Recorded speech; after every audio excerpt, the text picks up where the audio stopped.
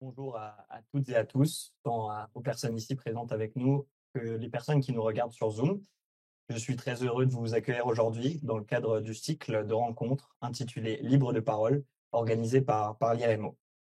Ce cycle donne la parole à des ambassadeurs et ambassadrices à la retraite pour qu'ils partagent en toute liberté et avec le recul de l'expérience leur regard sur le métier, les coulisses de la diplomatie et les crises traversées. Car si chaque rencontre est l'occasion de revenir sur un parcours que nous allons faire, c'est aussi de mieux comprendre ce que signifie faire de la diplomatie dans un monde où les crises se multiplient, s'accélèrent et se transforment. Aujourd'hui, nous allons parler de diplomatie, bien sûr, mais surtout de diplomatie en temps de crise, quand les équilibres sont fragiles, les décisions rapides et les marges de manœuvre parfois étroites. Comment réagit-on dans ces moments-là? Que peut ou que doit faire un diplomate quand la situation s'enflamme? Et que retient-on de ces moments intenses une fois l'urgence passée? C'est autour de ces questions que va s'articuler notre échange aujourd'hui. D'abord, Monsieur Bochart, bonjour. Merci d'être Bonjour. avec nous aujourd'hui. Je vais tenter de décrire votre parcours brièvement. Vous êtes diplômé de Sciences Po et ancien élève de l'École nationale d'administration. Vous avez débuté votre carrière au ministère des Finances, dans des fonctions qui vous ont rapidement conduit à l'international, au croisement entre diplomatie et économie. À ce titre, vous avez été attaché financier à Beyrouth à la fin des années 60 et vous avez été également ministre conseiller pour les questions économiques à la représentation permanente de la France auprès des Nations Unies à New York. Puis vous avez occupé diverses fonctions clés au sein du ministère des Affaires étrangères, sous-directeur puis chef de service à la direction des affaires économiques, ambassadeur de France en Jordanie entre 1989 et 1993, puis directeur pour l'Afrique du Nord et le Moyen-Orient. Ensuite, vous avez été directeur de cabinet du ministre des Affaires étrangères de l'époque, Hervé de Charette, entre 1996 et 1997. Vous avez ensuite été ambassadeur de France au Canada entre 1998 et 2001. Et pour terminer votre carrière diplomatique, vous avez présidé l'Institut du monde arabe entre 2002 et 2004. Un parcours remarquable qui mêle présence sur le terrain et immersion dans les rouages de la diplomatie française. Tout d'abord, bienvenue, Monsieur Bochart. Merci d'être avec nous aujourd'hui. Et pour ouvrir le bal, si vous me le permettez, je vous poserai une double question. Avec le recul, quel fil conducteur percevez-vous de cette trajectoire? Et surtout, que vous ont appris toutes ces expériences sur ce qu'est, au fond, le métier de diplomate? Oui, c'est des bonnes questions, donc c'est assez difficile d'y répondre. Enfin, je vais essayer. Peut-être je rappellerai que si je suis arrivé au ministère des Finances, c'est un peu à mon corps défendant, parce que je souhaitais aller au ministère des Affaires étrangères, évidemment. Mon classement ne me l'a pas permis. Je suis donc retrouvé au ministère des Finances. Ouais, maintenant, je ne le regrette pas, et j'ai eu la chance d'avoir un premier patron qui m'a appris à travailler. Parce qu'effectivement, à l'ENA, bon, il y a des cours, mais qui sont assez peu opérationnels. Et donc, assez vite, j'ai essayé de m'évader du ministère des Finances et de m'orienter vers l'international. Et donc, à la direction du Trésor, on m'a proposé d'aller comme attaché financier à Bruxelles. Alors je dis très bien, allons à Bruxelles. C'est d'ailleurs la banlieue de Paris. Et en fait, 8 jours après, on m'a dit: ah non, Bruxelles a été pris par quelqu'un qui est plus ancien que vous, donc c'est pas possible. On vous propose Beyrouth. Je dis très bien, je vais à Beyrouth. Et j'ai eu beaucoup de chance parce que Beyrouth était un poste à l'époque régional et qui allait de la Grèce à l'Afghanistan et de la Turquie à l'Éthiopie. Donc j'étais vraiment en Moyen-Orient au sens large. Et donc je suis tombé dans la potion magique du Moyen-Orient. Mais quand quelques années plus tard, on m'a dit on pense à vous nommer ambassadeur, où voulez-vous aller? J'ai dit le Moyen-Orient. Et là aussi, je ne le regrette pas parce que, et on va en parler, je me suis retrouvé assez vite dans une situation qui est tout de même très intéressante pour un ambassadeur.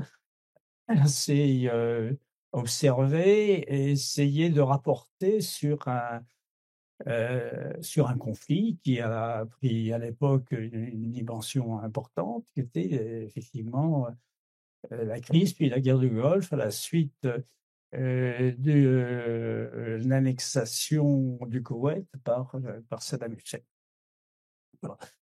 Donc, en fait, le fil conducteur, je me le suis construit au fur et à mesure. C'est-à-dire que assez rapidement, je me suis construit un fil conducteur Moyen-Orient. Et puis, ensuite, j'ai été nommé toujours au titre du ministère des Finances à la représentation permanente à New York, où je me suis construit où j'ai suivi un fil conducteur pays en développement, le problème du développement en général. Et ceci, effectivement, m'a suivi après assez largement.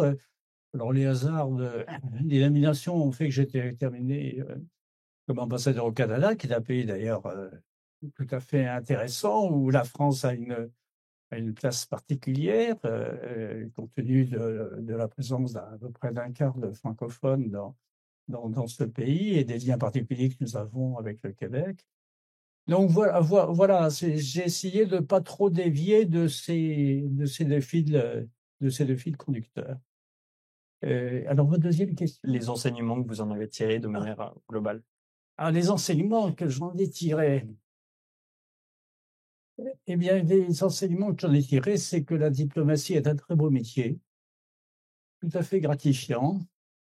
C'est un métier de responsabilité, où on est, contrairement à ce qu'on pourrait imaginer, confronté à des problèmes très concrets, du genre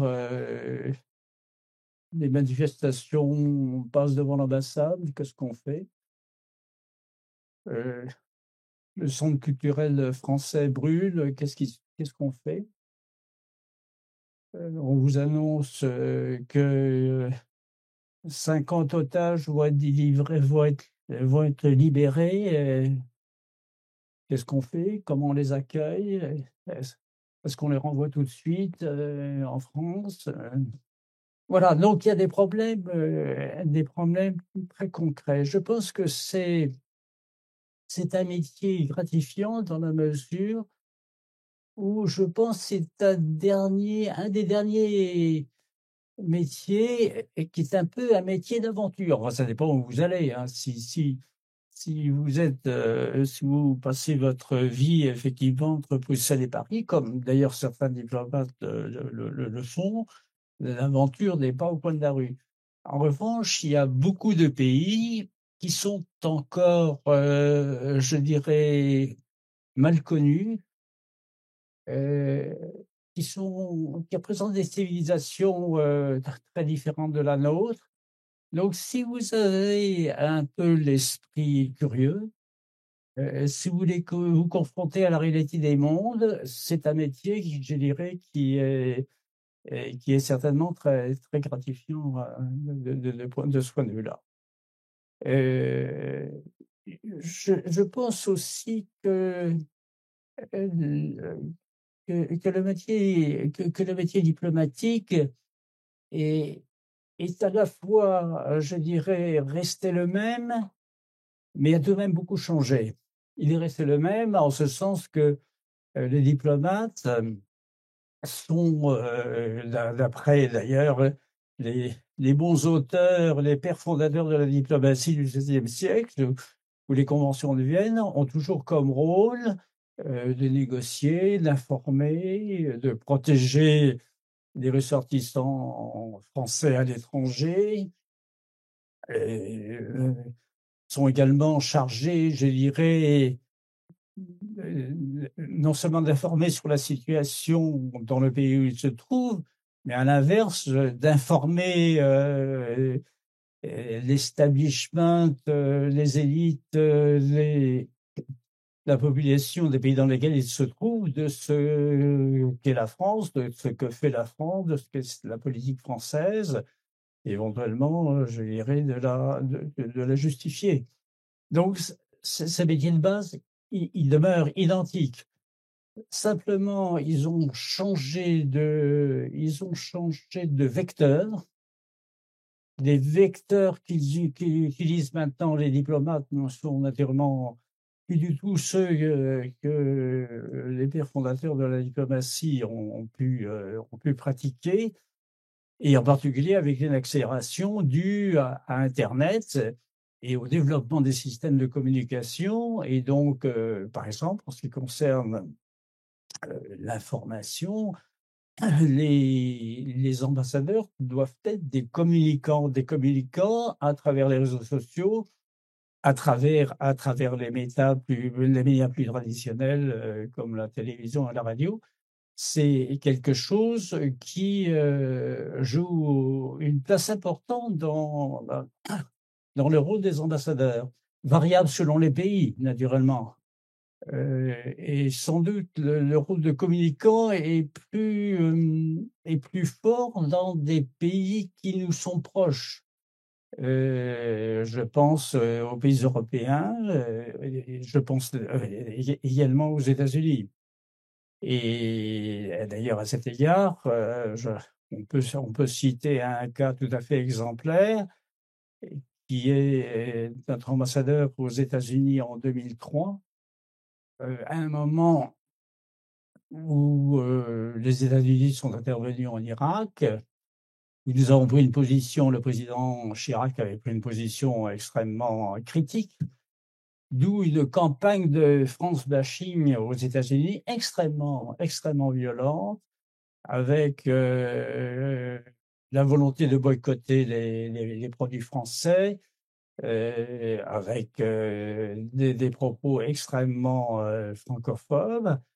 Et Jean-David Lévy, c'était notre ambassadeur à l'époque, était, je dirais, au quotidien dans les médias américains pour essayer d'expliquer pourquoi nous avions pris cette position, et mettant en garde les États-Unis sur les risques que représentait leur intervention. Je dirais, conseil qui aurait pu être mieux suivi, puisque finalement, cette intervention américaine en Irak a été un désastre à bien des points de vue, et finalement a coûté beaucoup aux intérêts américains.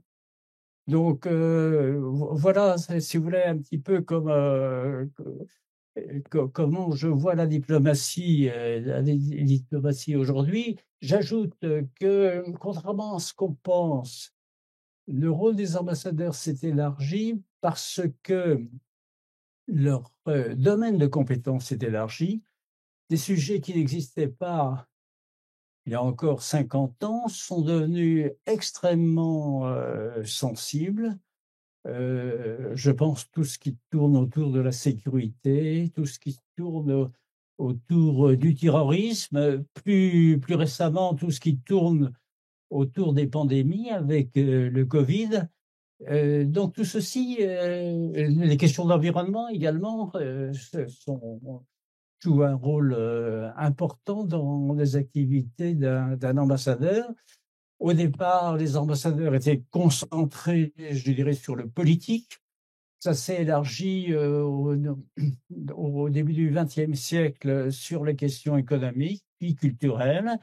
Et maintenant, effectivement, la gamme des compétences d'un ambassadeur ou d'une ambassade sont beaucoup plus larges, avec très souvent dans les pays les plus importants, des attachés spécialisés qui sont envoyés par le ministère de la Défense. Ça, c'est une tradition déjà assez ancienne, le ministère des Finances, le ministère de l'Agriculture, etc.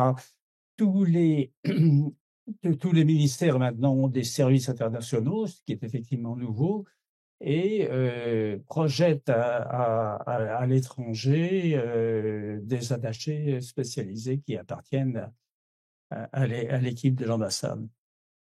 Un autre élément qui me paraît important, c'est de souligner que, contrairement à ce qu'on peut penser, ce n'est pas la rapidité de l'information qui dépouille les ambassadeurs de compétences, Le rôle d'information reste important. Je dirais, il est d'autant plus important qu'avec la surinformation que nous avons actuellement, avec le développement des fake news, l'ambassadeur est responsable d'une information, je dirais, fiable et vérifiée, qu'il recueille auprès des autorités auprès desquelles il se trouve.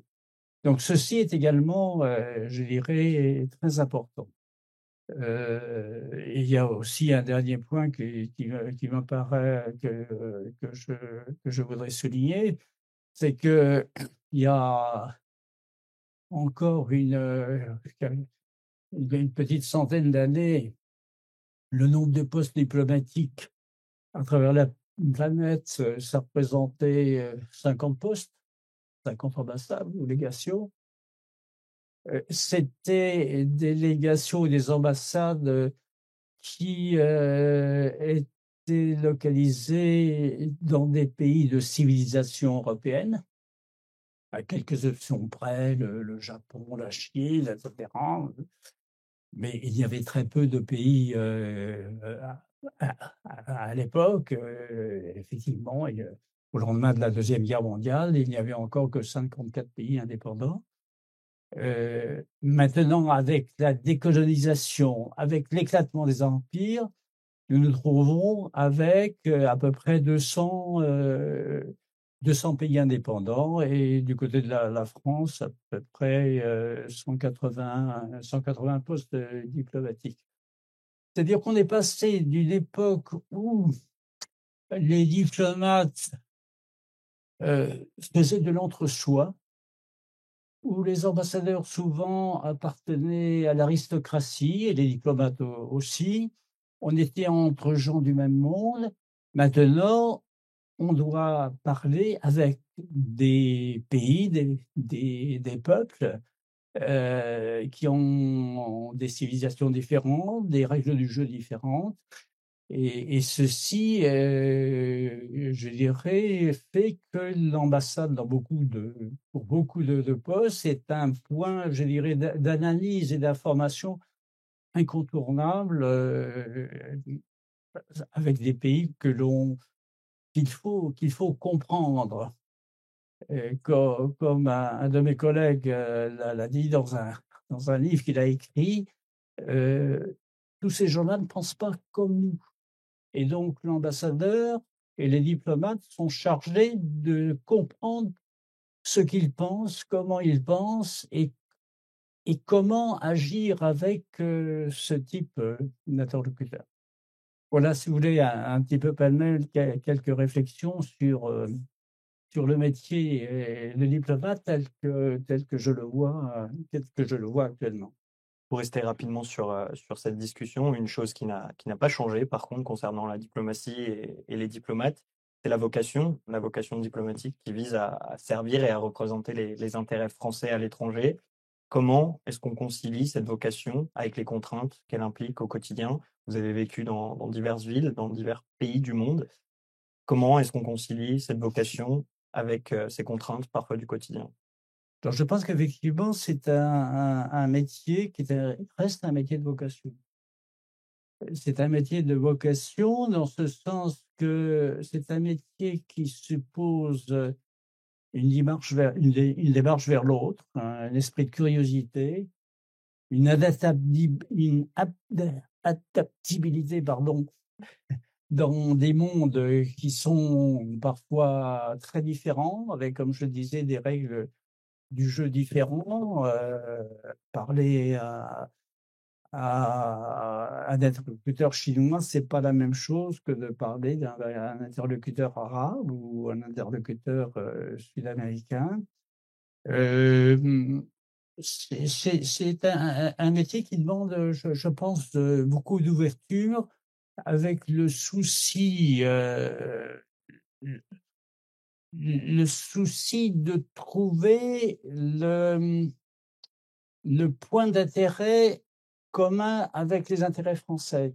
C'est la recherche, le diplomate, c'est quelqu'un qui recherche le consensus, qui est une notion qui est parfois en France peu pratiquée, si on en juge par la vie politique. actuellement. L'idée de consensus, de compromis qui puisse avoir des aspects positifs, c'est également quelque chose qui, parfois, n'est pas tout à fait pratiqué ou compris. Je pense, alors, certes, c'est un métier qui a beaucoup de contraintes. La première contrainte, évidemment, c'est que, heu, un diplomate, passe tout de même une bonne partie de sa vie à l'étranger. Alors, c'est un étranger qui peut être, proche et où on se sent, à peu près à l'aise. C'est un étranger qui peut être très, très lointain, hein, et si on reste en poste trop longtemps à l'étranger, on perd un petit peu, la connaissance, de ce qui se passe en France. Il y a un risque, d'où effectivement, une règle d'alternance qui est, en principe, demandée, enfin exigée par les ressources humaines du Quai d'Orsay, pour ne pas oublier tout de même ce que c'est la France. Les contraintes, elles sont aussi, beaucoup familiales, hein, familiales au sens large du terme. À une époque où le conjoint travaille, où la conjointe travaille, il y a une vie active, c'est parfois, lorsqu'on est à l'étranger, difficile de concilier, de trouver un travail pour 2, ou alors effectivement, l'un ou l'une reste en France, l'autre, se trouve à Bangkok, ce qui est pas, très très très très heureux sur le plan des couples. Contraintes également, contraintes scolaires pour les enfants, même si la France a tout de même un réseau d'établissements scolaires à l'étranger, très ramifié et de bonne qualité. Donc, voilà, si vous voulez, un petit peu les 2 contraintes. Si, vous êtes de tempérament plutôt, sédentaire, si vous pensez que l'étranger doit parler français partout et que, vos habitudes alimentaires sont ce qu'elles sont, voilà, il vaut mieux rester à Paris plutôt que d'être diplomate. Voilà. Très bien. On va maintenant rentrer dans le cœur du sujet, le thème d'aujourd'hui, c'est-à-dire la diplomatie de crise. Tout au long de votre parcours, vous avez été confronté à plusieurs situations délicates, souvent à fort enjeu stratégique, politique, ou même humain. Donc, on va revenir ensemble sur 3 crises majeures que vous avez traversées, en essayant d'en comprendre à la fois les coulisses, mais aussi les enseignements que vous en avez tirés. Donc, commençons par la guerre du Golfe. Le 2 août 1990, l'Irak envahit le Koweït et la France participe à la coalition internationale. À Mmh. cette période, vous êtes ambassadeur de France en Jordanie, un pays dans une position particulièrement délicate, tant géographiquement que politiquement. Et surtout, la position française est alignée sur celle des États-Unis, ce qui est assez mal perçu par une grande partie de la population jordanienne. Donc, dans ce contexte, comment est-ce qu'un ambassadeur gère la situation? Bah, comme on dit au Quai d'Orsay, qui est une instruction générale, faites au mieux. Donc, sur la base de cette instruction, on tâche effectivement de faire face à l'événement. Parfois, on est obligé d'improviser, même s'il y a un certain nombre, je dirais, de principes, forts qui sont sous-jacents, même s'il y a des plans d'évacuation, des plans de crise qui se sont d'ailleurs, beaucoup développés par rapport à l'époque que je suis venu. Alors effectivement, j'étais en vacances, dans le Jura lorsque le 2 août, Saddam Hussein envahit le Koweït. J'ai tout de suite compris que mes vacances allaient s'interrompre, et effectivement, elles se sont interrompues, et je me suis retrouvé, avec, une partie d'ailleurs de mes collaborateurs, pendant 8 mois, dans une situation tout de même un peu particulière, mais très intéressante. Et je crois que les diplomates, ont à faire face, dans leur carrière toujours, à un moment de vérité, hein. c'est-à-dire faire face à une situation un peu compliquée, un peu difficile, surtout dans le contexte actuel, qui même avant l'élection de Trump était tout de même un contexte très, très bousculé, très, très, très chaotique. Et je pense que les retombées de la politique américaine vont encore accentuer cette situation. Donc, qu'est-ce qu'on fait? Qu'est-ce qu'on fait face à cette situation?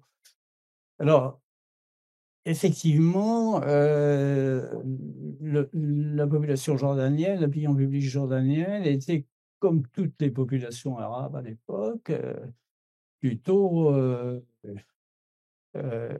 très positive à l'égard du coup de force de Saddam Hussein.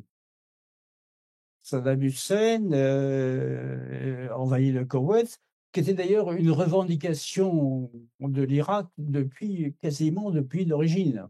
Parce qu'effectivement, le Koweït a été un peu inventé par nos amis britanniques et bouché en quelque sorte, la sortie de l'Irak vers le golfe Persique. Donc c'était une revendication de la 14e province qui était déjà celle, des rois hachémites, dans les années 30. Donc effectivement, tout de suite, on s'aperçoit que c'est une crise majeure, que, les États-Unis se mobilisent, mais également les pays européens, avec toute une série de mesures, toute une série, de résolutions des Nations unies extrêmement, punitives à l'égard de l'Irak et puis surtout une mobilisation militaire. C'est-à-dire les États-Unis, les militaires américains qui sont des gens prudents, se préparaient à envahir l'Irak, mais le général Schwarzkopf, qui était le chef d'état-major de l'époque, exigeait du pouvoir politique qui mobilise 400 000 hommes avant de pénétrer en Irak.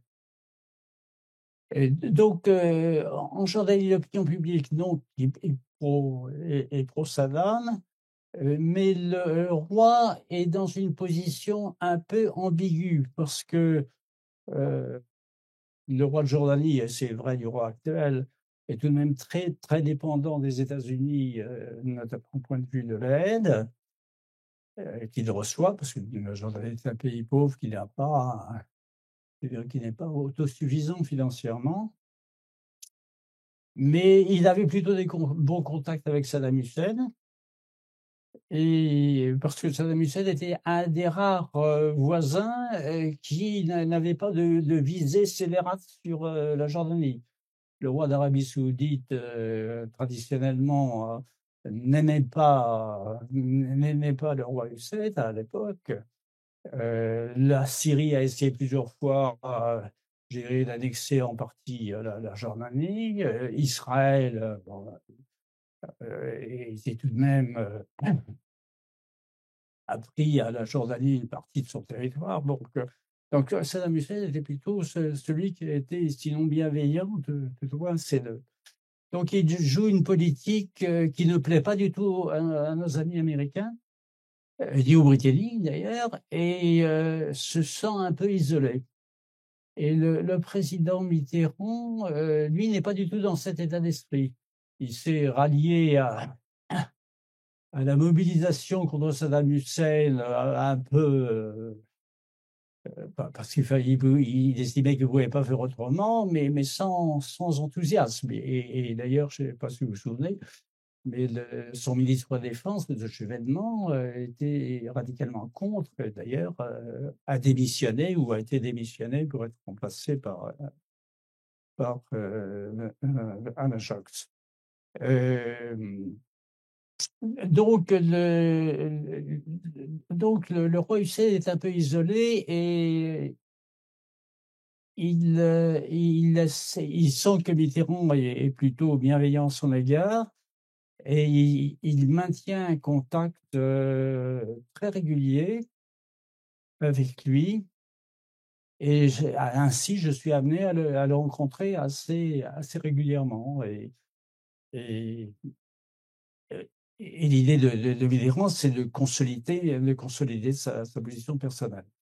Alors, au niveau, effectivement, au niveau de la population, on n'est pas dans cet état d'esprit. Et d'ailleurs, la France ayant rejoint la coalition, un certain nombre de menaces, effectivement, sont faites à l'égard de l'ambassade.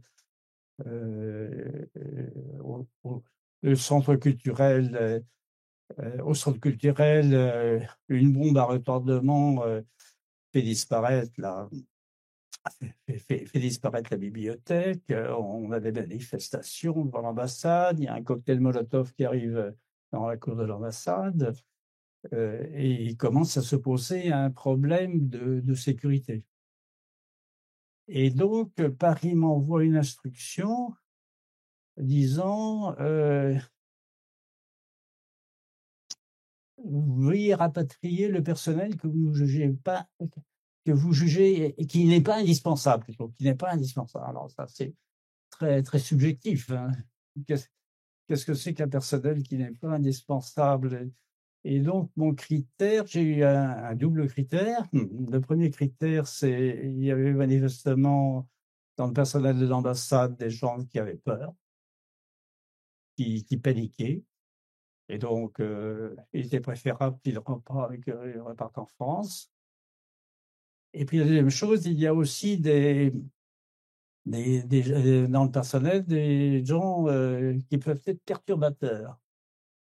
Alors, à cet égard, comme vous savez, dans les ambassades, il y a un groupe de policiers ou de gendarmes qui assure la sécurité. Alors, je m'étais aperçu que parmi les policiers, il y en a un qui intervenait à la télévision jordanienne pour expliquer quelle était la politique de la France à l'égard de la guerre. Et donc, je l'ai mis d'ailleurs, je l'ai mis donc dans l'avion de retour. Donc, c'était la première chose qu'on m'a demandé de faire et j'ai essayé de le faire et nous avons fonctionné à effectif réduit. À effectif réduit, mais également à effectif supplémentaire parce que il y a eu rupture donc, des relations diplomatiques entre l'Irak et la France, mais on voulait essayer de savoir ce qui se passait en Irak. Et donc, on m'a renvoyé 3 personnes, 3 diplomates, dont un appartenait au service de renseignement, justement, pour essayer de suivre ce qui se passait en Irak. Et là, on avait des moyens, ils ont utilisé des moyens, notamment à travers, en interrogeant, en prenant contact avec les hommes d'affaires ou les personnes qui allaient à Bagdad ou qui en revenaient. Donc, on a réussi à savoir un petit peu tout ce qui se passait encore en Irak, même si c'était isolé. Et puis, j'ai développé mes contacts avec l'ambassade américaine à l'époque. J'avais un collègue avec lequel je m'entendais très bien. Et donc, on arrivait même à avoir pas mal d'informations sur ce qui se passait. Il y a un autre aspect des choses pendant cette période, c'est le contact avec la presse. Effectivement, Amman était le point de sortie, le point d'entrée vers l'Irak, parce que du côté du Koweït, c'était pas possible. Et donc, on s'est retrouvés, mes collègues et ambassadeurs et moi, avec des journalistes à gérer. Il y avait, je sais pas, du côté français, il y avait au moins 20-25 journalistes, hein. À la fois télévision, radio, photographe, etc.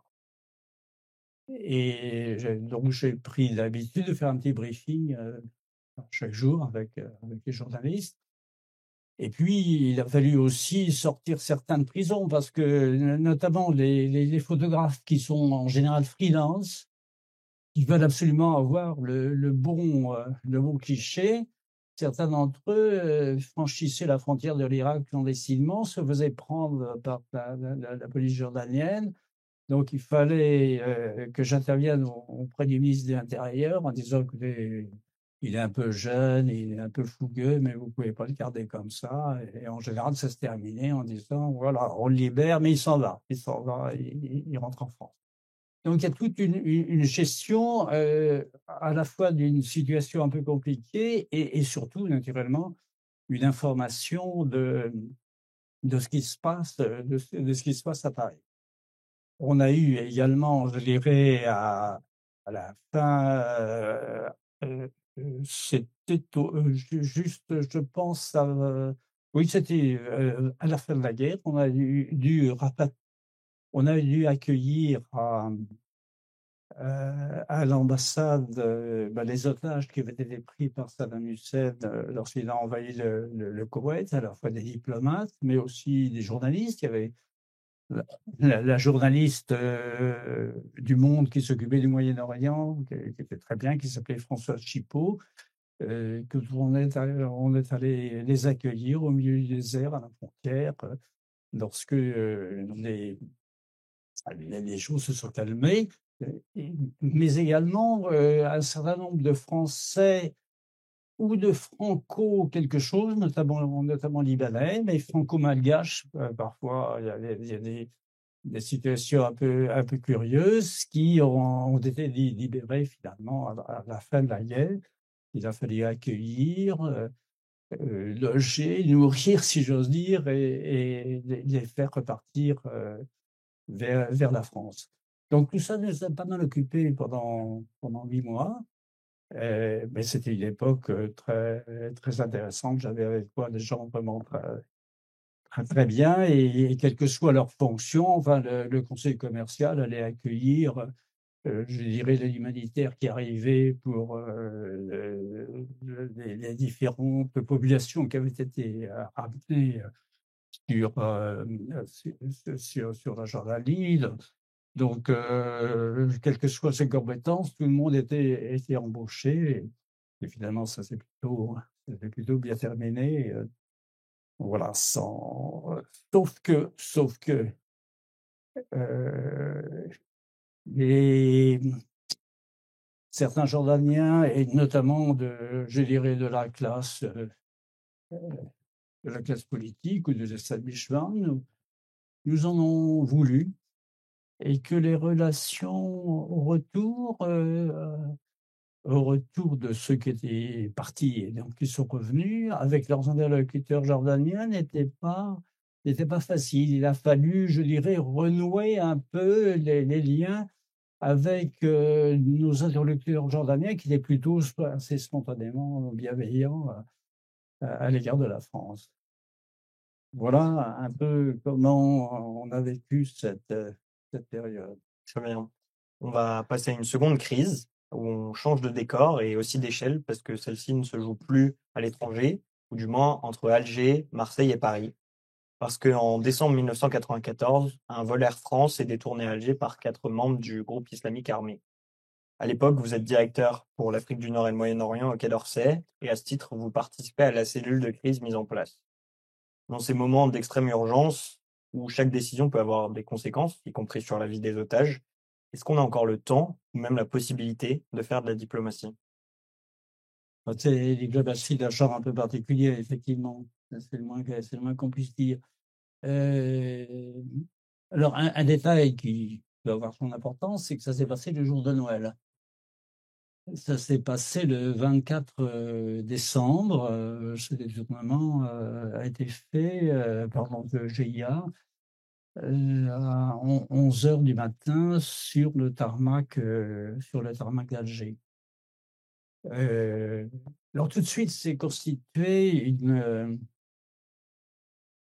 cellule de crise présidée par le ministre des Affaires étrangères de l'époque, c'est-à-dire Alain Juppé. Je vous rappellerai qu'à cette époque, le président Mitterrand était président. Mais l'Élysée a regardé toute cette affaire de loin, ne s'est pas du tout mêlé du déroulement de l'affaire et a laissé gérer ce détournement d'avion par le Premier ministre de l'époque, Balladur, les ministres de l'Intérieur, Pasqua et le ministre des Affaires étrangères, Alain Juppé. Donc tout de suite, dans ce genre d'affaires, effectivement, c'est le ministère des Affaires étrangères qui est chef de file. Vers, si je moi, ça a commencé à 11h.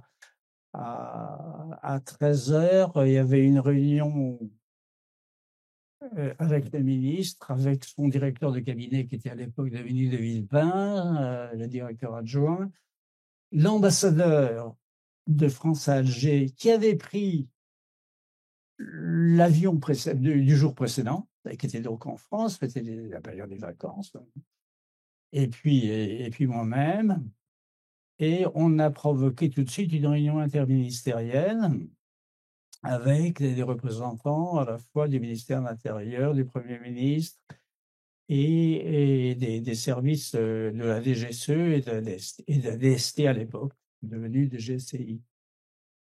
Et la première réaction, ça a été de dire on propose aux Algériens d'envoyer le GIGN pour leur donner un coup de main, et puis on essaie de coopérer avec eux. Et effectivement, j'étais à ce moment en contact avec le commandant du GIGN qui était prépositionné à Majorque.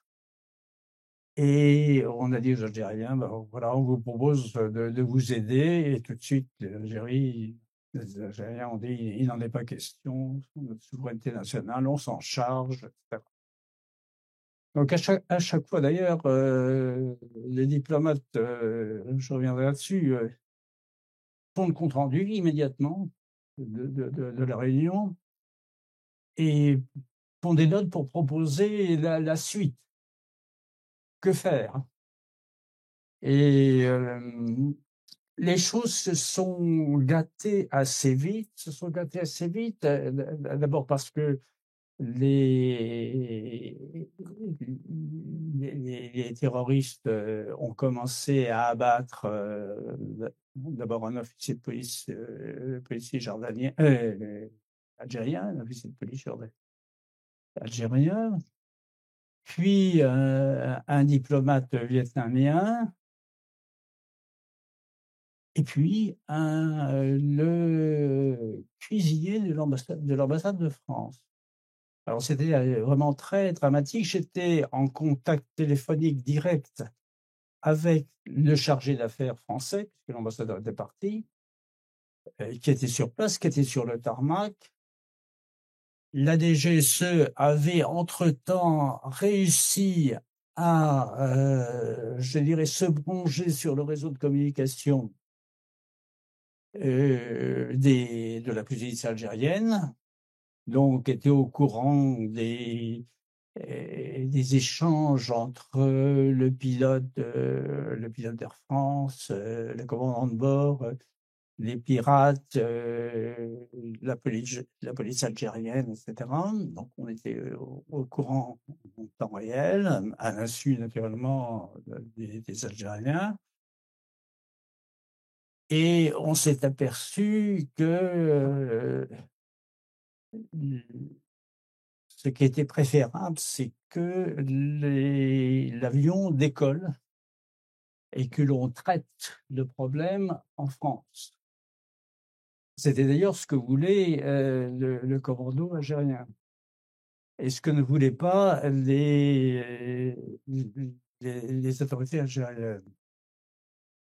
Alors, le problème était d'autant plus compliqué, c'est que pendant qu'Alain Juppé appelait son homologue, donc le ministre des Affaires étrangères, en lui disant laissez partir l'avion, Monsieur Pasqua, ministre de l'Intérieur, appelait son homologue en disant surtout ne faites pas partir l'avion.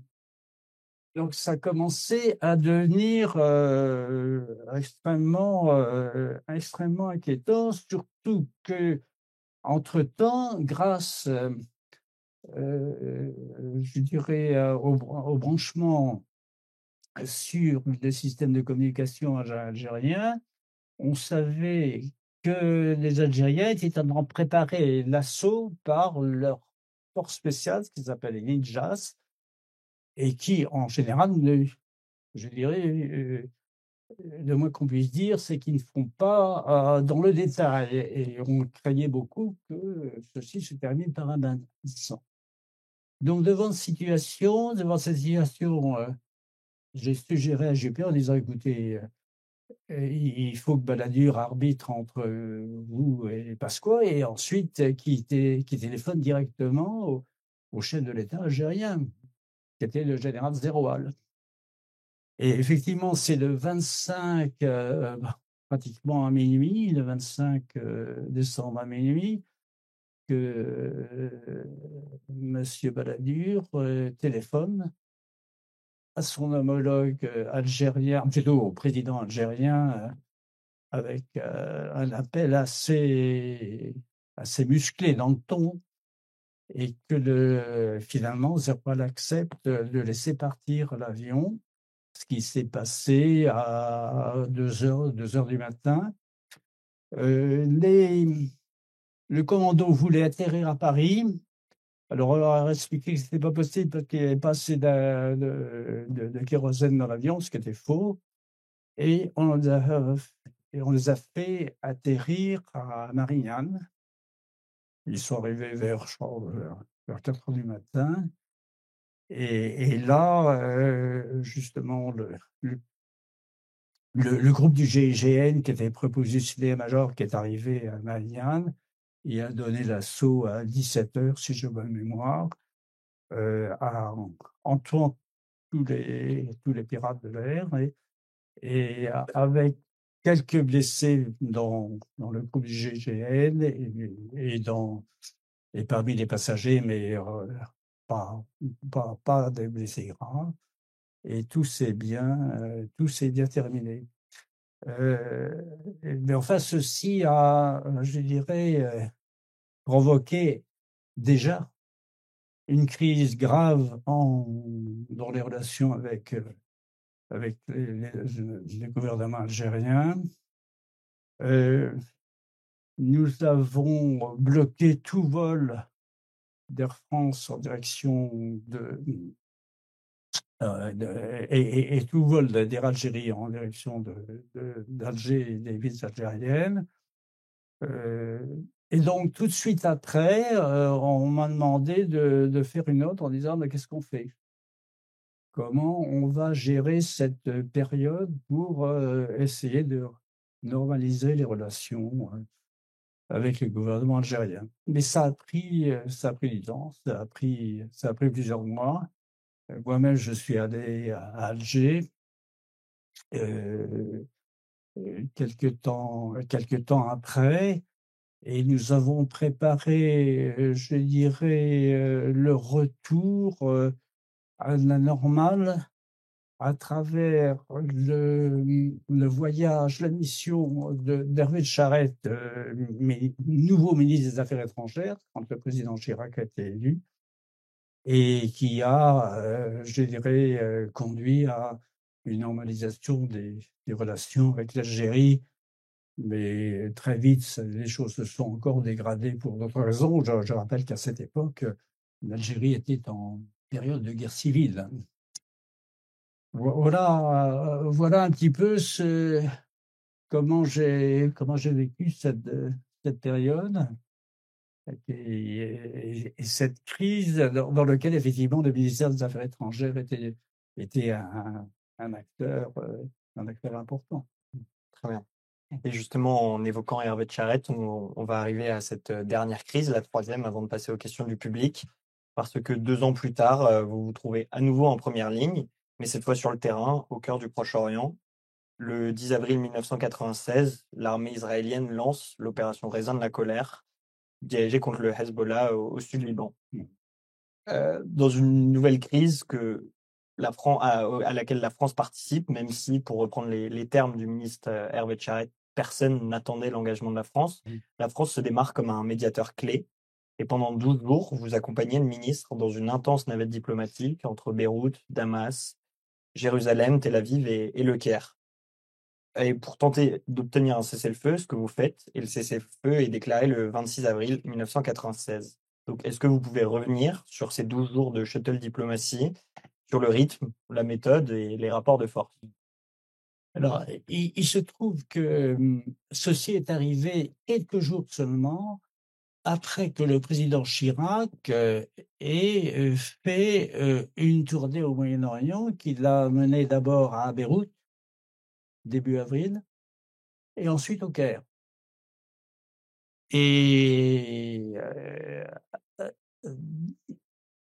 notamment au Caire, il a prononcé un discours sur la politique arabe de la France. C'est-à-dire, il a voulu définir pour le monde arabe en général, et ça s'appliquait, le fait que ce soit au Moyen-Orient montrait l'intérêt que nous portions au Moyen-Orient, à l'université du Caire. Donc, il a fait une sorte de discours fondateur. Et quelques jours auparavant, il était donc à Beyrouth, où il avait naturellement insisté, en visant à la fois la Syrie mais Israël, sur il avait souligné son souci de maintenir l'intégrité et la souveraineté du Liban. Donc, quelques jours après, Israël, en réponse à des tirs du Hezbollah, envahit le Liban Sud. Un mouvement de population, à peu près 300 000 ou 400 000 Libanais du Sud refluent vers le Nord. Israël ne se contente pas, je dirais, de vouloir déjà, je dirais, régler son compte au Hezbollah. Israël bombarde des installations, des centrales électriques, des ponts du côté de Beyrouth, à Beyrouth même. Donc, Rafik Hariri, le Premier ministre libanais, appelle au secours Jacques Chirac. Comme vous savez, ils étaient assez étroitement liés, et Jacques Chirac décide qu'il faut agir. Et là, on me demande qu'est-ce qu'on fait? Qu'est-ce qu'on fait? Donc, je rédige rapidement une note qui est approuvée. Et finalement, le président décide d'envoyer son ministre des Affaires étrangères, obtenir à la fois, je dirais, un cessez-le-feu, et ensuite un système qui garantisse qu'il n'y ait pas un renouvellement de ce genre de ce genre de conflit qui touche les sociétés civiles.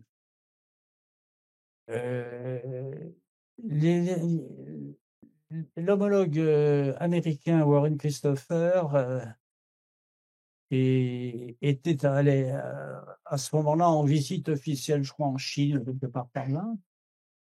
Et en fait, n'est arrivé sur le terrain que 4 ou 5 jours après. Et d'ailleurs, à mon sens, il ne serait pas venu si le ministre français n'était pas déjà sur place. Et nous avons eu avec l'équipe américaine, au moins Warren Christopher, des relations extrêmement difficiles. C'est-à-dire que Warren Christopher a refusé de rencontrer Hervé Charette. Et il ne l'a fait en définitive que parce que le président Chirac a téléphoné au président Clinton, mais dans des conditions, je dirais, de brutalité et de rudesse, qui fait qu'il n'y a pas eu de véritable dialogue pour essayer ensemble de dénouer la crise. Donc, Hervé Charette est parti avec une petite équipe où il y avait son conseiller Moyen-Orient, l'interprète, un sous-directeur de la NMO, celui qui était en charge, le sous-directeur Fouettard, et moi-même, plus son garde du corps. Donc on est parti en Mystère 20, avec ces petits avions, et on a effectivement tourné en rond pendant une douzaine de jours entre Beyrouth, Damas et Tel Aviv. Les relations avec les Israéliens étaient fraîches, mais correctes. C'était à ce moment-là, le Premier ministre était Shimon Peres, son ministre des Affaires étrangères Ehud Barak, donc des gouvernements travaillistes. Mais ça s'est à peu près bien passé. Et très vite, j'ai proposé un début d'accord.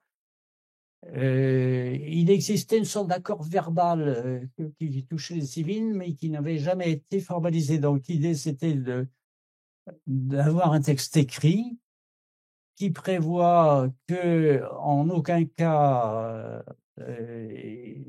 les civils ne seraient affectés par des éventuels échanges de tirs entre le Hezbollah et Israël. Et on prévoyait un système de surveillance, un comité de surveillance.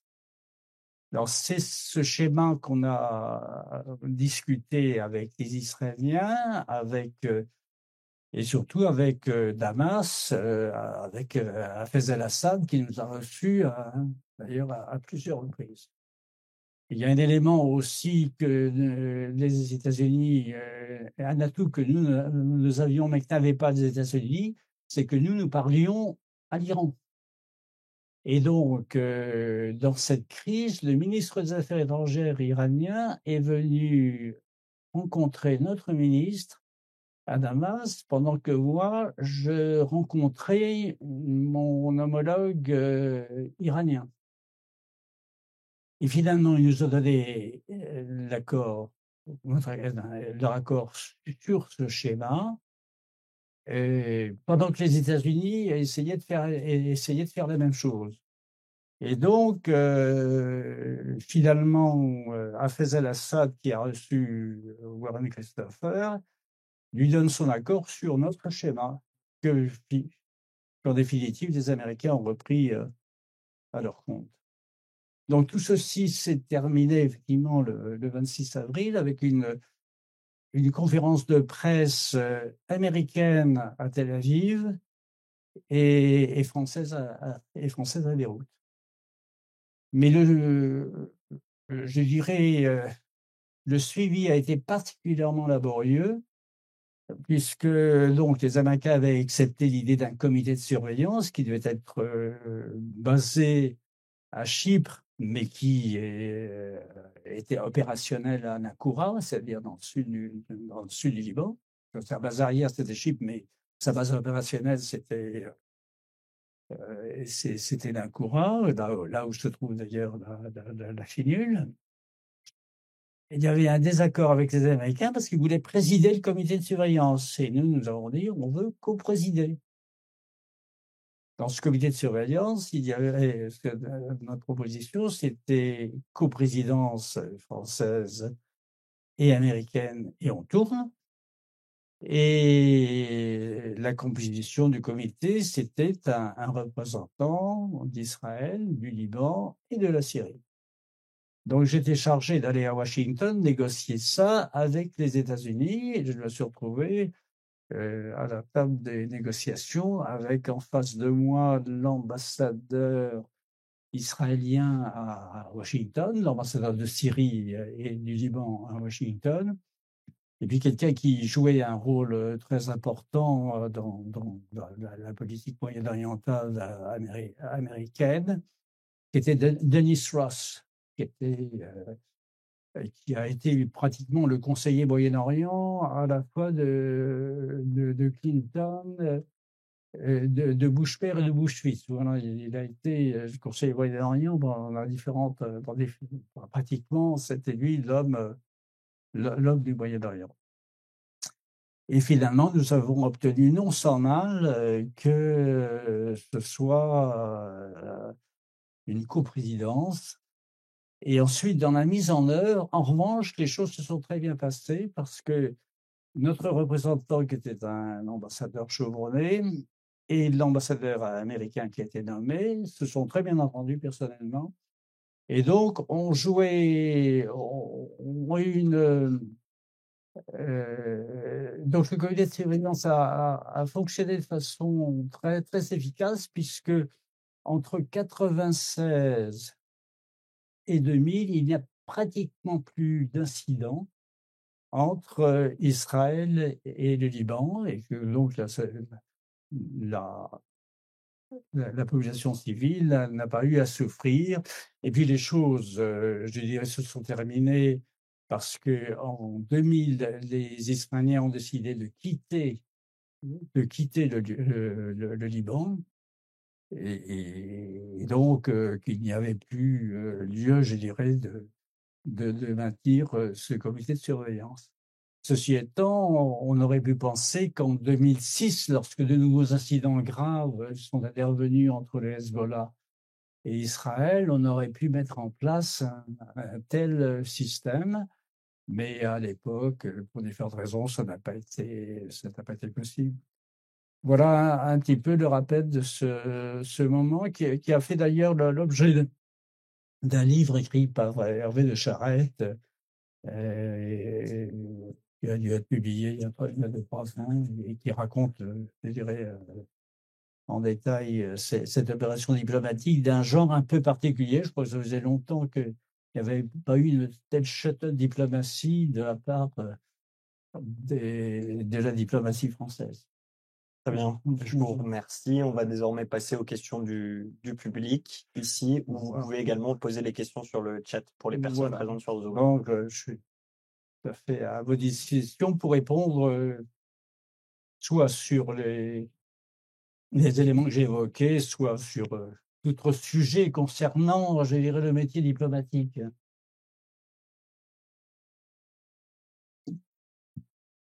Merci, monsieur l'ambassadeur. C'est un résumé qui est très riche et très concis. Je suis parti en Jordanie en 93. Vous étiez parti, vous Oui. avez enseigné. J'ai eu l'occasion de rencontrer, je ne sais pas, Jolie, plus fort. Oui, donc j'ai pu rencontrer et le personnel. Je voudrais poser des questions précises et des questions pour tous, bien que le sujet est très riche. Votre intervention m'a interpellé sur plusieurs questions. La première, on a vu qu'il y a espionnage dans la diplomatie, il y a espionnage. Et c'est tout pratiqué par certains pays. Bien sûr, on a viré des diplomates, on a viré. Est-ce que pendant votre travail, vous n'avez pas eu l'impression, vous n'étiez pas dans des pays soupçonnés, par exemple, de la guerre froide dans le bloc soviétique, parce qu'on estime que là-bas, on peut être espionné par les appareils d'écoute, bien que, d'après ce que j'ai lu, il y a eu un ambassadeur français en Russie, il a été appliqué par une femme qu'il a attiré. Et il a été viré du Quai d'Orsay. C'est une vieille histoire. C'est une vieille histoire. Donc, je reviens à ma question. Espionnage, diplomatie. Pour certains pays, le diplomate, c'est un espion. Enfin, le diplomate, il a des gars avec les services français. La deuxième question, vous étiez en Jordanie, dans les pays arabes, vous avez pu rencontrer certains dirigeants comme Hafez al-Assad, comme le roi Hussein. Quelle impression ils vous ont laissé pour rencontre avec certains dirigeants arabes, par exemple, comme par exemple le roi Hussein avec Hafez al-Assad? Troisième question, et c'est le dernier. Est-ce que la France a perdu le moyen? Parce que d'après ce que j'ai lu récemment, Georges Malbriand et Chinon, ils disent qu'il y a eu un déclassement du rôle de la France. Est-ce que c'est vrai ou un peu exagéré? Bon, je vais essayer de répondre à vos trois questions. Le champ est large. Sur la première question, pour la France, comme pour les pays étrangers, il y a une séparation effectivement entre des diplomates qui sont des diplomates et qui, voilà, je dirais, opèrent à visage découvert. Et puis effectivement, il y a des espions divers et variés. Et étant entendu que tout le monde espionne tout le monde, hein, y compris nos amis. Nos amis nous espionnent et sans doute réciproquement. Hein. Donc, je crois qu'il faut le savoir. Il faut le savoir. Il est clair que l'ambassadeur dans son équipe a toujours un ou plusieurs diplomates qui sont en fait des agents de la DGSE, mais qui relèvent de lui, c'est-à-dire qu'il l'informe. L'ambassadeur ne sait pas très bien comment ils opèrent et selon quelle méthode, mais quand le représentant de la DGSE a une information qu'il juge être utile à l'ambassadeur, il le dit. Il le dit. Et d'ailleurs, maintenant, pour la première fois, ce n'est pas un diplomate qui est à la tête de la DGSE, mais pendant longtemps, il y a eu des diplomates qui ont été à la tête de la DGSE, à commencer par Bernard Bajolet, qui était effectivement mon successeur. Et donc, je pense que la DGSE a pris peut-être plus l'habitude que dans le passé de travailler avec les diplomates. Mais à chacun son travail. Hein, si je dis. Alors, effectivement, vous avez fait allusion à un ambassadeur qui était tombé dans les bras d'une sublime beauté russe, mais ceci remonte à, si je me mémoire, à 48 ou 49. Voilà. Et le général de Gaulle, il s'agissait d'ailleurs, c'était public, c'était d'un diplomate qui s'appelait Maurice Dejean, et il a été prié effectivement de rentrer à Paris, sans sa copine.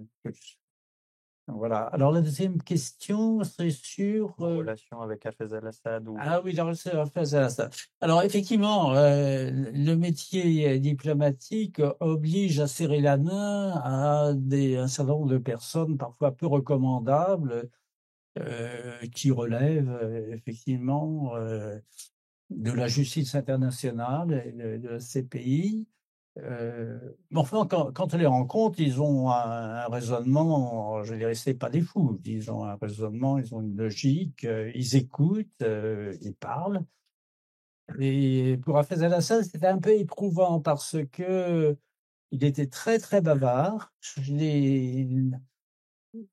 Les rencontres avec lui, ça durait 3 heures, où il remontait à l'histoire de la Syrie depuis l'Empire ottoman, mais il était assez bon. Hein. Il était très, très, très bon. Hein.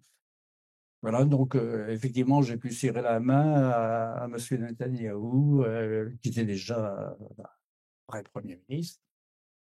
Puis il y a Hafez al-Assad et à d'autres aussi peu recommandables.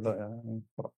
Mais ça fait partie du métier et naturellement, et on fait la part de choses dans ce qu'il nous dit. Mais je pense que ces contacts restent tout de même très importants, surtout sur les sujets les plus sensibles, parce que sur les sujets les plus sensibles, les problèmes se traitent au niveau des chefs d'État et des chefs de gouvernement. Et alors, la deuxième question, c'est... Oui. Ah, très... C'était un interlocuteur, je dirais, très, très, très attentif et très habile. Hein, et très habile. Et plutôt sympathique, lui. Mais plutôt sympathique. Et simplement, il parlait, moi je ne suis pas arabisant, il parlait en anglais dans ses moustaches et à voix basse, c'était parfois difficile de suivre. Mais à part ce détail, il comprend vite et il passe les messages de façon très nette, mais toujours de façon très, très, très courtoise. Et j'ai eu des interlocuteurs beaucoup plus brutaux et difficiles, à commencer par ce Warren Christopher. Il paraît que Bajolet, il m'a raconté, quand j'étais en Jordanie, que le président Mitterrand, il apprécie beaucoup le roi Hussein. Oui, tout à fait. Et ils se sont, je crois que j'avais compté que pendant la période pendant les 2 mandats du président Mitterrand, le roi Hussein avait rencontré 20 fois le président Mitterrand, soit à l'occasion d'une visite sur place, soit, c'était plutôt des visites à Paris.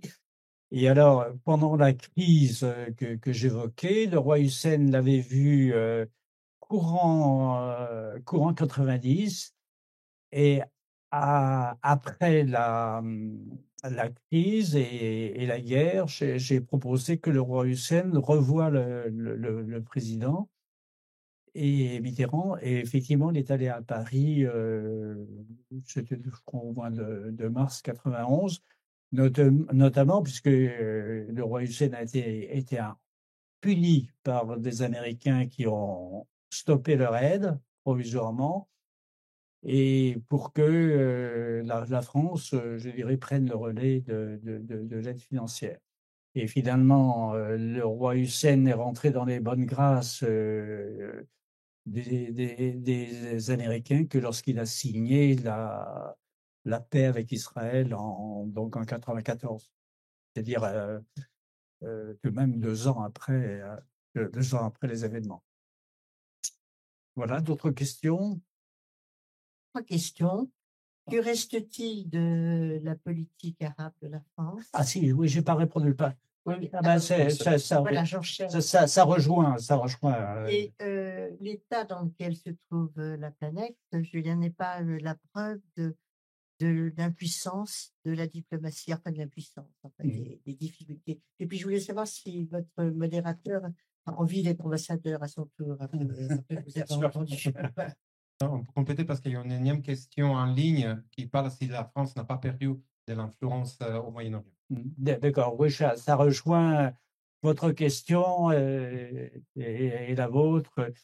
Quand je suis arrivé pour la première fois au Moyen-Orient en 1996, c'était encore l'époque du général de Gaulle, et vraiment, je dirais, la France avait un prestige énorme, énorme.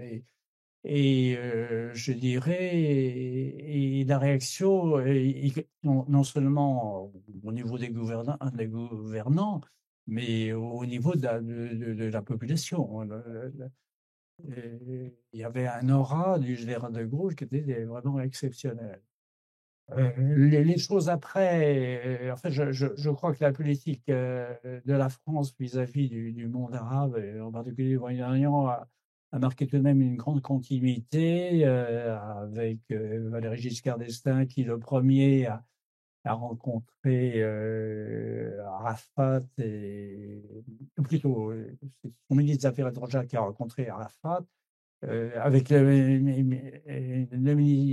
président Mitterrand, il a dit très clairement à la Knesset qu'il fallait un État palestinien. Donc, il y a eu une grande continuité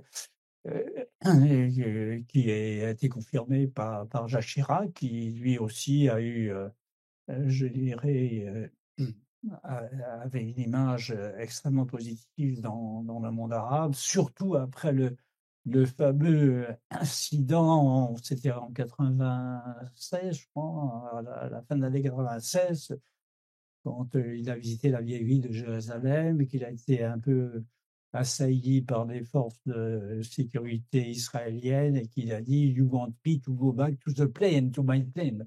Voilà, et alors ça a provoqué dans le monde arabe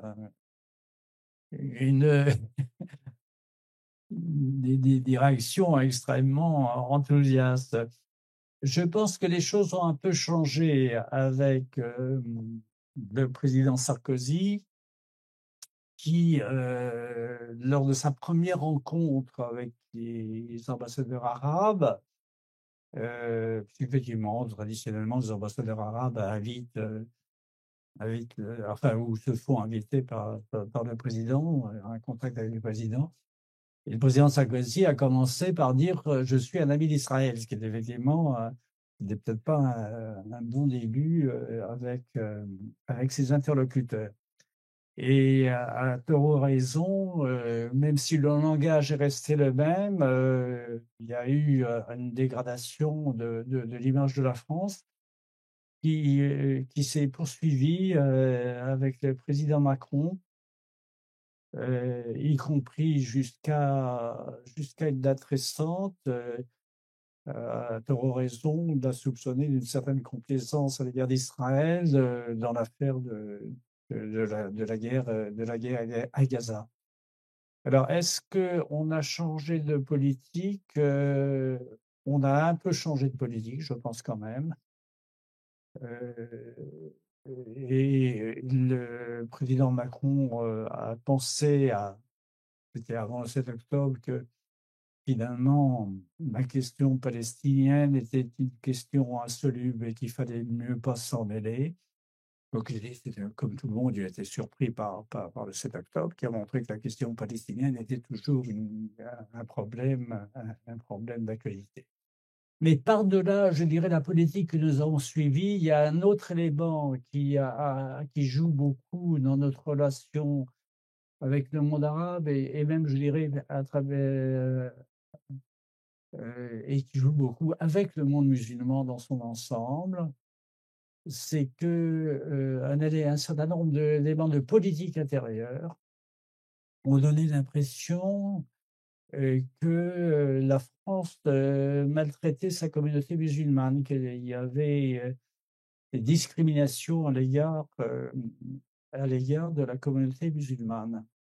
Et ceci est lié tout à la fois à l'affaire du voile, à la politique migratoire, au fait qu'un certain nombre de forces politiques en France ne cachent pas, je dirais, une certaine critique de la politique du gouvernement à l'égard de l'islam, des islamistes, avec parfois, je dirais, un peu une sorte d'amalgame entre islam, islamistes, terroristes.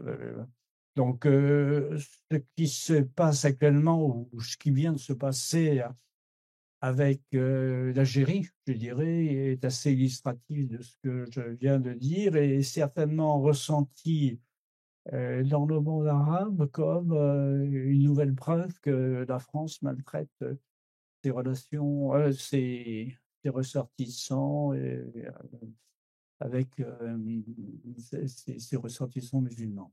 Voilà.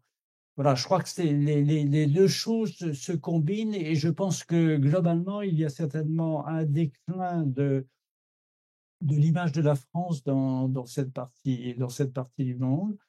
Et il faut dire aussi que dans le contexte actuel, tout devient très compliqué. Tout devient très compliqué et que c'est aussi un déclin de l'influence des pays occidentaux en général, y compris les États-Unis, avec une politique très active aussi bien de la Russie que de la Chine sur cette région sensible, des relations parfois très étroites qui sont faites avec des pays tels que l'Arabie Saoudite. L'Arabie Saoudite, maintenant, a bâti avec la Russie une sorte de partenariat dans le domaine du pétrole pour essayer de soutenir les cours du pétrole dans le cadre de ce qu'on appelle OPEC+, où la Russie joue un rôle important. Voilà ce que je peux dire pour ces questions posées de différents secteurs. L'autre question? Ah oui, oui, alors là, vous élargissez le sujet, effectivement. Et qu'est-ce qu'il se passe entre Trump et Netanyahou? Ce qui se passe, je pense que notre capacité à influencer et l'un et l'autre, et l'un ou l'autre, est notre capacité est extrêmement réduite.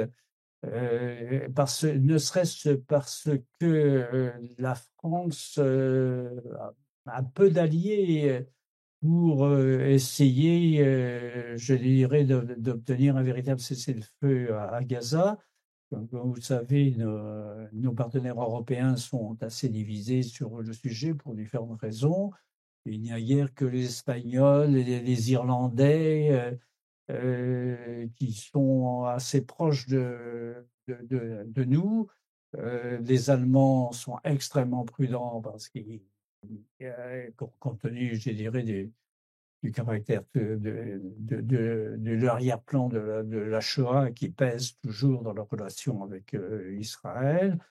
Et il y a un certain nombre d'autres pays européens, notamment de l'Est européen, qui sont soit indifférents, soit même très, très favorables à Israël et qui attendent tout des États-Unis, même avec Trump. Enfin, qu'il s'agisse effectivement des Pays-Bas, de la Tchéquie, voilà. Donc, il est sûr que notre marge de manœuvre actuelle pour le Moyen-Orient, mais c'est vrai sur tous les sujets, est extrêmement réduite et que face à la politique totalement erratique de Trump, on a du mal, je dirais, à trouver la bonne réplique. Je pense qu'on va la trouver dans le domaine des relations économiques et commerciales. Dans le domaine politique, ça va être beaucoup plus compliqué. Je vais demander sur votre connaissance du nom du monde moyen-oriental. Oui, donc, il y a l'affaire de Gaza. Et Védrine, il a parlé à l'école de guerre en janvier. Je crois que c'était même le jour où Trump est rentré au pouvoir.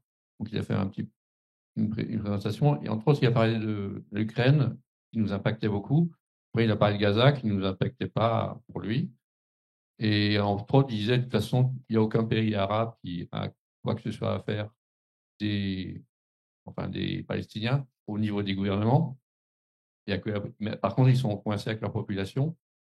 Donc, dans un contexte aussi compliqué où, en fait, les pays arabes n'en ont rien à faire et les populations coincent le truc, enfin, qu'est-ce qu'on peut encore espérer, vu que quand on regarde ce qui se passe, même les territoires, l'autre côté, enfin, ceux qui sont la Cisjordanie, elle est pratiquement bientôt occupée par les Israéliens. Est-ce qu'il y a encore un espoir de ce côté-là, un truc diplomatique qui pourrait se passer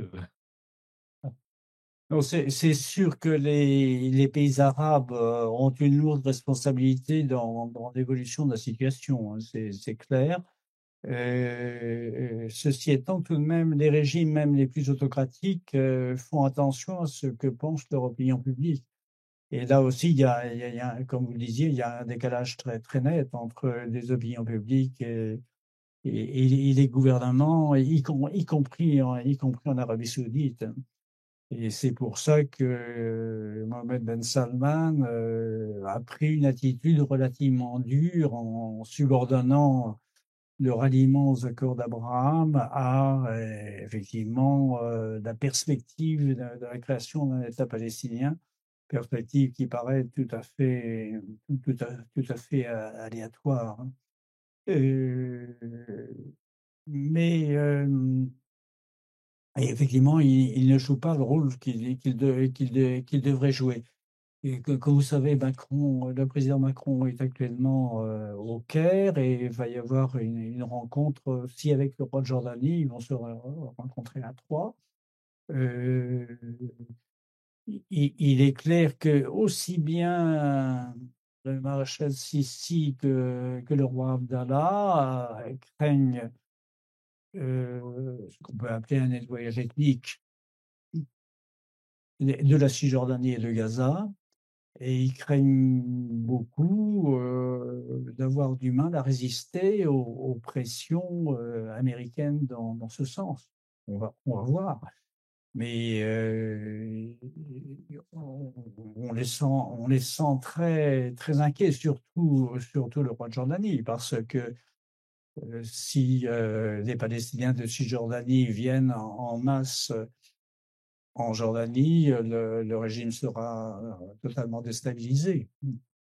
Ce serait moins grave pour les Égyptiens parce que les Gazaouis, ça représente 2 millions, 2 millions de personnes sur une population de 100 millions. C'est plus facile à intégrer.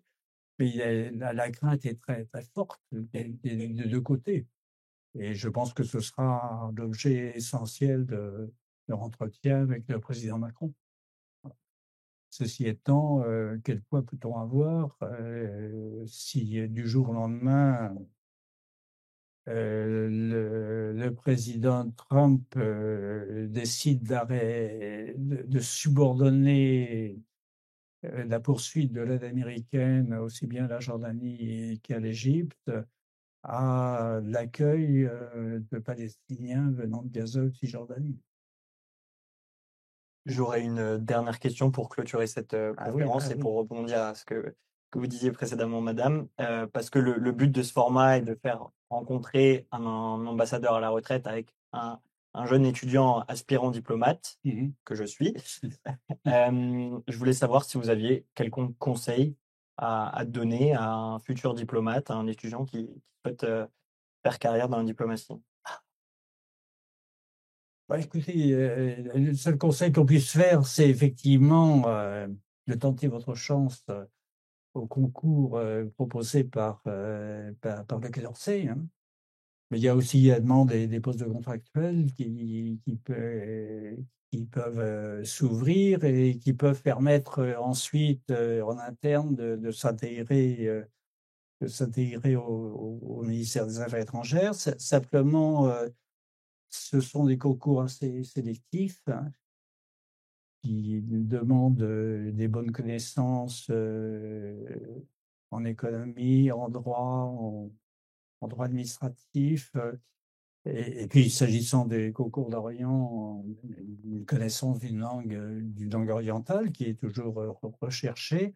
Dans ceci étant, comme tous les concours, il y a 3 éléments qui rentrent en compte. La connaissance du fond, hein, la connaissance des matières,